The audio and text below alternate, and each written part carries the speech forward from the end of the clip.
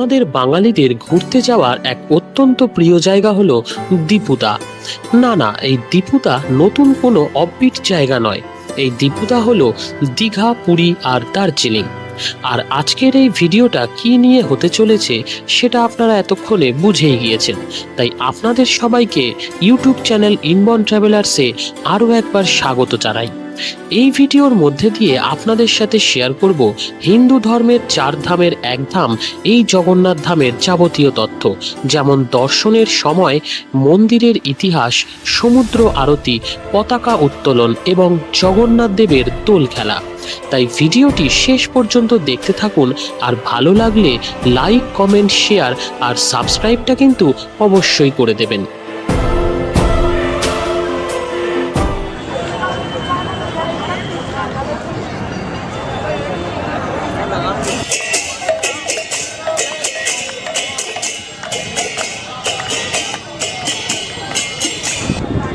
এই বছর দোলের সময় আমরা গিয়েছিলাম পুরীতে আর দর্শন করেছিলাম প্রভু জগন্নাথ দেবের। আমার অনেক দিনের ইচ্ছে ছিল এই মন্দির নিয়ে একটা ভিডিও বানানোর, আজকে সেটা সম্পূর্ণ হলো। প্রথমেই আপনাদেরকে দেখাচ্ছি এই মন্দিরের বহু প্রাচীন এক রীতি, যা ধ্বজ পরিবর্তন বা চুনার সেবা নামে পরিচিত। মন্দিরের চূড়ায়, অর্থাৎ প্রায় 200 ফিটেরও বেশি উচ্চতায়, প্রতিদিন ঠিক সূর্যাস্তের আগে এই পতাকাটি উত্তোলন করা হয়। বহু বছর ধরে চোল পরিবারের প্রশিক্ষণপ্রাপ্ত পুরোহিতেরা এই সেবাটি করে আসছেন। পতিত পাবন বান নামক এই পতাকাটি সাধারণত লাল, হলুদ বা সাদা রঙের হয়ে থাকে, যা সমস্ত রকম অশুভ শক্তি থেকে রক্ষা করে। প্রায়শই বাতাসের বিপরীত দিকে উঠতে থাকা এই পতাকাটির সম্পর্কে মনে করা হয়, যদি একদিনও এটি পরিবর্তন না করা হয় তাহলে নাকি মন্দির 18 বছরের জন্য বন্ধ হয়ে যাবে।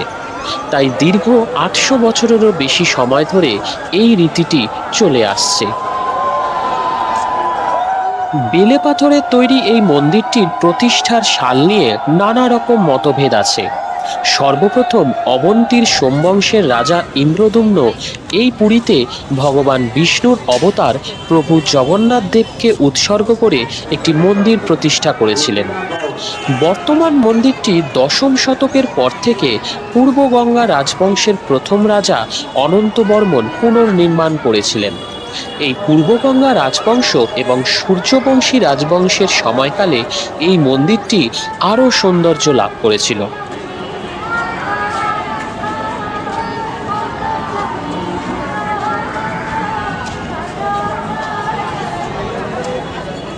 মন্দিরের প্রতিটি দেওয়ালে লক্ষ্য করা যাবে সেই সময়কার সব অসাধারণ কারুকার্য, যা দেখলে চোখ জুড়িয়ে যায়।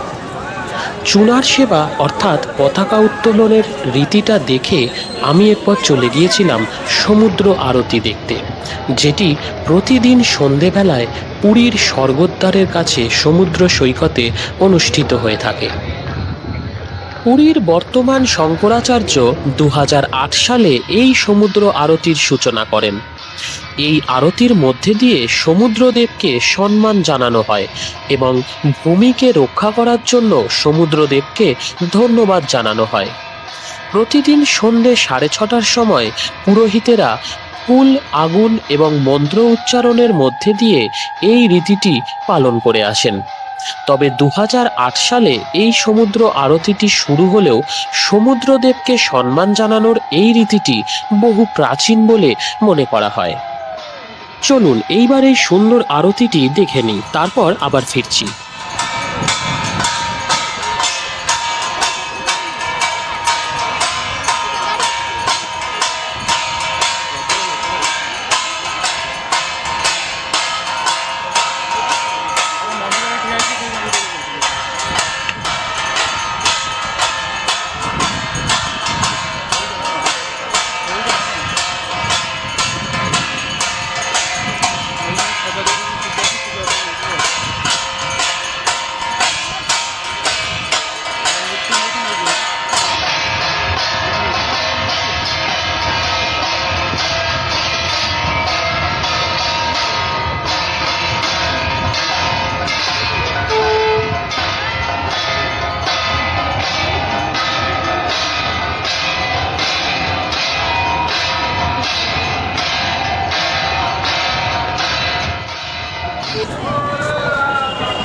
সমুদ্র আরতি দেখে আমি আবারও চলে গিয়েছিলাম মন্দিরে, কারণ আমি ঠিকই করেছিলাম সকাল, বিকেল এবং সন্ধে এই 3টে সময় মন্দির দর্শন করব আর আপনাদেরকেও দর্শন করাবো।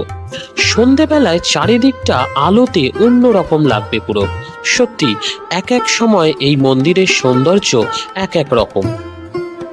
পূর্ব দিকে অবস্থিত এই গেটটি হলো মন্দিরে প্রবেশ করার মূল গেট। এছাড়াও মন্দিরের বাইরে চারিদিকে রয়েছে একটি সুন্দর বাগান, যেটি খুব সুন্দরভাবে সাজানো গোছানো। মূল মন্দিরে প্রবেশ করার জন্য মোট 4টি দরজা আছে। একটি উত্তর দিকে, যার নাম হস্তিদ্বার। এই দরজার দুপাশে রয়েছে 2টি হাতির মূর্তি। এইভাবে একে একে রয়েছে আরো 3টি প্রবেশপথ। দক্ষিণ দিকে প্রবেশপথের নাম হলো অশ্বদ্বার, যার দুপাশে রয়েছে 2টি ঘোড়া।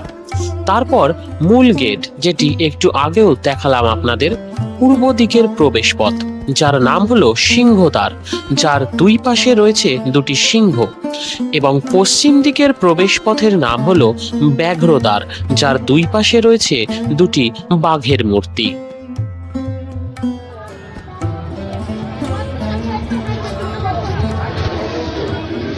দোলের দিন সকালে আমরা জগন্নাথ দেবের দর্শন করেছিলাম, আর এই ভিডিওটা হলো হোলির দিনের, অর্থাৎ দোলের পরের দিন মানে হোলির দিনে এই মন্দিরে প্রভুর দোল উৎসব পালন করা হয়। মূল মন্দির অর্থাৎ প্রভু জগন্নাথ দেব, বলভদ্র এবং দেবী সুভদ্রার মন্দির ছাড়াও এইখানে রয়েছে আরও অনেক দেবদেবীর মন্দির।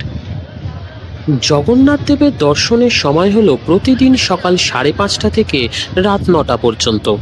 যদি আপনারা শুধু দর্শন করেন তাহলে নিজেরাই লাইনে দাঁড়িয়ে দর্শন করতে পারবেন, আর যদি পুজো দেওয়ার থাকে নাম গোত্র দিয়ে, সেক্ষেত্রে মন্দিরে পাণ্ডারা আছেন এবং মন্দিরের ভেতরে সরকারি কাউন্টারও আছে। দর্শনের পরে ওইখানে গিয়ে নাম গোত্র লিখিয়ে পুজো দিতে পারবেন। একদম ভোরবেলা এবং সন্ধ্যাবেলার দিকে ভিড়টা তুলনামূলক কম থাকে। এইবার আপনাদের দেখাচ্ছি পুরীর জগন্নাথ ধামের দোলযাত্রা। এই দোলযাত্রায় কিভাবে জগন্নাথ দেব, বলভদ্র এবং দেবী সুভদ্রা দোল খেলেন সেই সম্পূর্ণটা আপনাদের সামনে তুলে ধরলাম।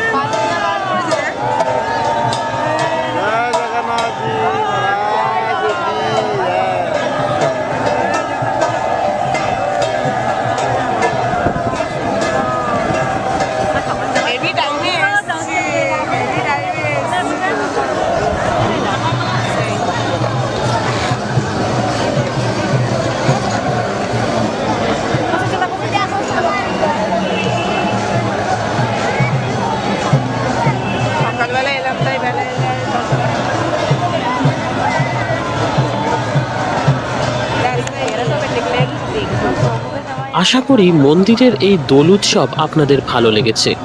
মূল মন্দিরের দোল খেলার পরে ঠাকুরকে পালকি করে নিয়ে যাওয়া হয় মন্দিরের পাশের দোল মঞ্চে।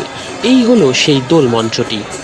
এই মন্দিরের প্রধান 12টি উৎসবের মধ্যে একটি হলো এই দোল উৎসব, যেখানে জগন্নাথ দেব দোলগোবিন্দ রূপে এবং ভগবান বিষ্ণুর 2 দিব্য পত্নী শ্রীদেবী এবং ভূদেবীর মূর্তিকে দোলনায় বসিয়ে ফাগু নিবেদন করা হয় এবং দোলবেড়িতে এক বিশাল শোভাযাত্রার আয়োজন করা হয়। এই উৎসবকে শুধু রঙের উৎসব না বলে ঐশ্বরিক বসন্ত উৎসবও বলা হয়। দোল উৎসবের পাশাপাশি বহু প্রাচীন রথযাত্রা হলো এই মন্দিরের সবথেকে বড় উৎসব, যেখানে লক্ষ লক্ষ মানুষের সমাগম হয়।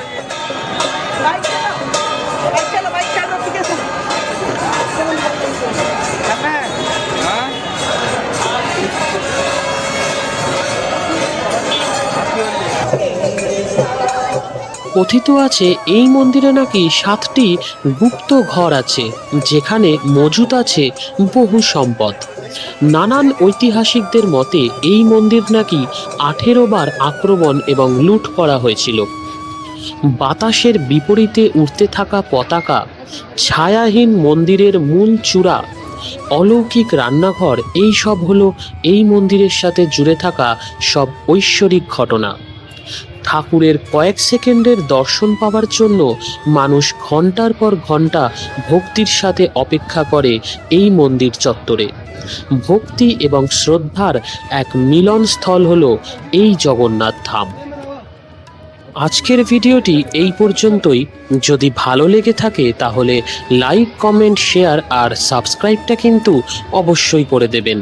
আজ তাহলে আসি, ফিরবো আগামী সপ্তাহে আবারও একটা ভিডিও নিয়ে।